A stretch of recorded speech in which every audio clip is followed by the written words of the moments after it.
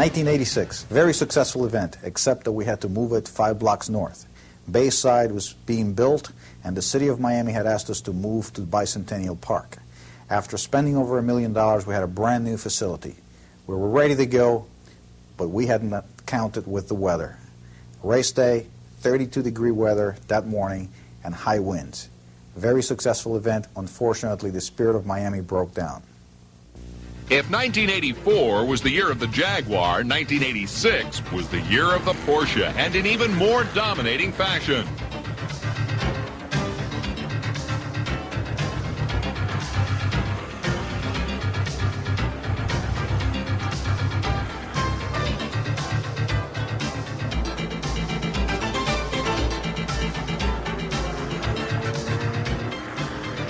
John Paul Jr. in his Buick Hawk was again on the pole, but before the first lap was over, Cyril van der Merwe had put his Corvette in front, followed by the Bob Wallach Paolo Barilla Porsche 962.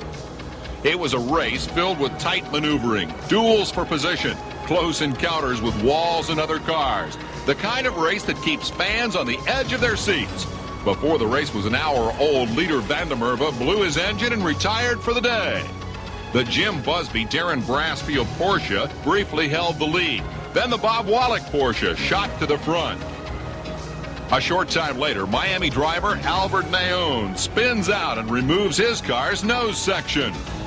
With cars pitting under caution, the Derek Bell Al Holbert Porsche became the leader, but not for long.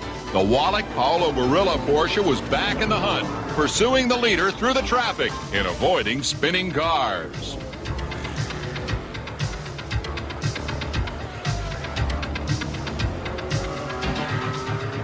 After the Wallach Barilla team took the lead for good, there was a lively duel for second between the Porsches of A.J. Foyt and Danny Sullivan and Hans Stuck and Joe Gardner, and they finished in that order. This year, the checkered flag meant more than $67,000 for the winner, a first well worth celebrating. And it was a big year for Porsche, which took the top 3 spots and 5 of the first 7 places. Moving the race circuit north and making a large part of the track permanent eased some of the burden on the setup crews in subsequent years. But creating the Grand Prix remains a massive undertaking. It's like setting up a mini city in a very short period of time. Miles of fencing and safety cable have to be installed along with hundreds of concrete barriers. Facilities have to be built for sponsors, for the media, the race crews, and the spectators. And because Biscayne Boulevard forms a part of the track, a great deal of the work can't be done until the night before the racing begins. And somehow, it all gets done.